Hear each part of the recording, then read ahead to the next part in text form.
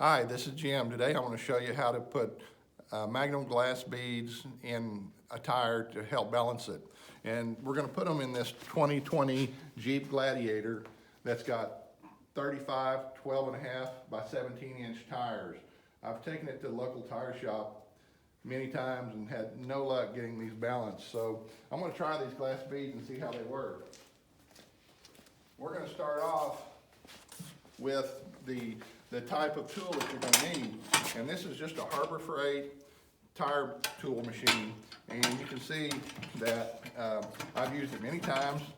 This little arm that you use to break the tire loose is bent, but I've learned how to use it, taken off many 35-inch tires over the years, so I know it'll work. So first of all, we're going to take the Schrader valve out, and you're going to need this little tool right here.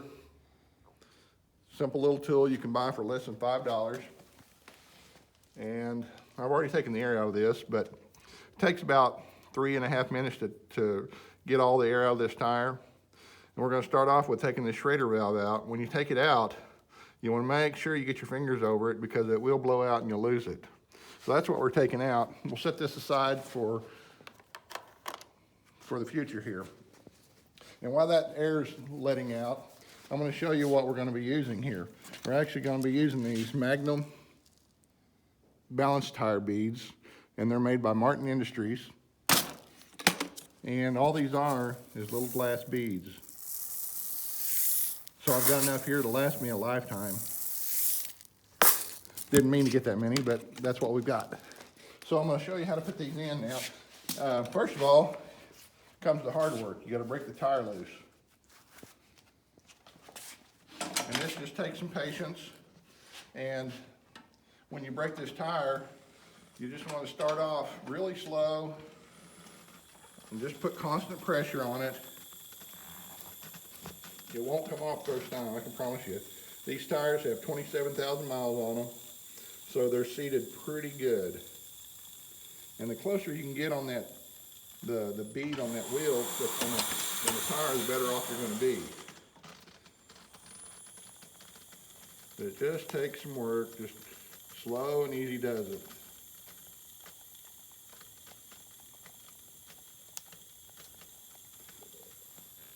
Sometimes you can even take a big hammer, and work around on it once you get it to a certain point.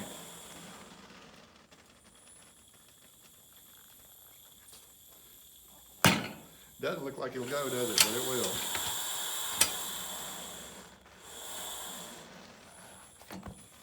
These tires are Nito Terra Grappler 35 12.5-inch 17 tires. I really like the tire wear, but the tire is so heavy it doesn't balance well.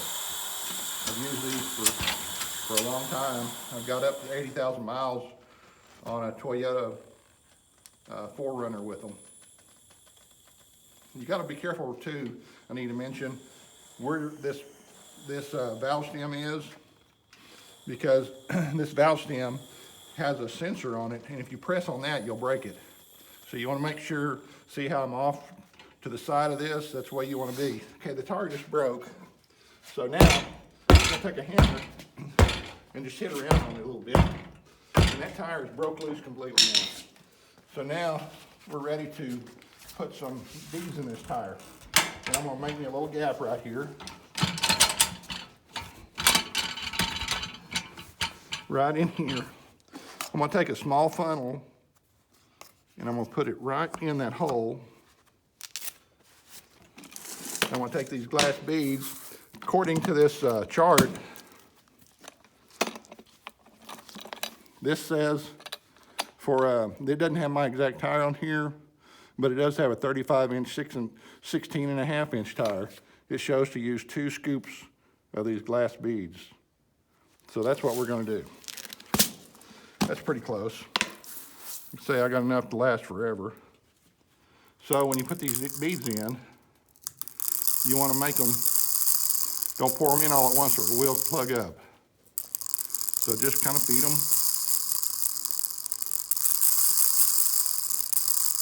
The more you can just kind of make them haphazard, the better off they're going to go in. If you just take and dump them all at once,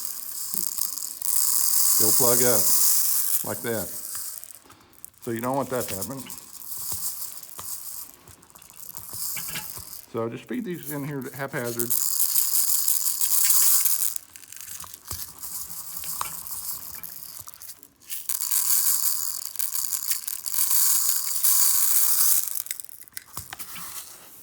Say we're going to take 2 scoops.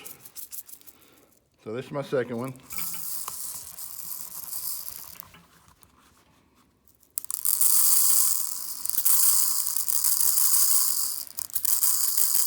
Some people say you can feed these into the valve stem, but with tire sensors, of course, you can't do that. And I think it would take forever to do that anyway. And these little tire tools at Harbor Freight are about $100. And once you get one and you get it set in, you're in there forever. Make sure if you put one of these in, you got to drill anchors in your concrete garage floor and bolt these in, because you won't have any leverage if you don't. Okay, so now we're ready to air this tire up.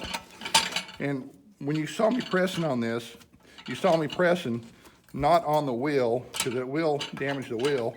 So you want to come back as far as you can and still be on that little ring here, right in here. Okay, we're going to air this thing up now. We'll start with this Schrader valve again. And that's what that little dude looks like.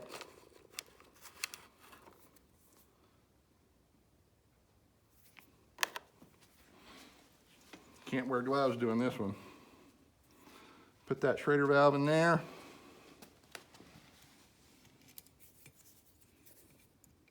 That little tool fits right on it. Tighten it up. Don't get it too tight, because it'll break off and you'll have a hard time getting it out. So just probably no more than 1 or 2 pounds of torque. And now we're ready to air this up. I've got a neat little tool here that shows my air pressure. So you can see I've got 100 pounds going into it for my air compressor. And it takes about 12 pounds of pressure to seat this bead here. This bead will pop all at once.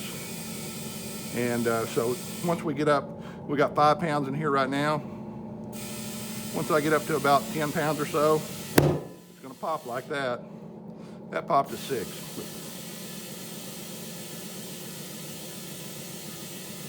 So we're going in at 100 pounds. I run 36 PSI in these tires, so I'm gonna go up to 34 pounds. And once I get up to 34 pounds, I'm gonna call it good, because it is about 10 degrees here in Oklahoma right now. So once we get up to 34 pounds, we're good. So that's pretty much what we're doing here. I'll put in my comments how these Magnum tire beads work. Thanks, and good luck with it.